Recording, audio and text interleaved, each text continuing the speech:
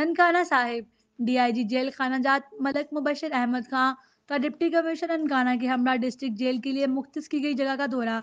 इस दौरे के दौरान डिप्टी डायरेक्टर डेवलपमेंट समेत जेल खानाजात के अफसरान भी मौजूद थे।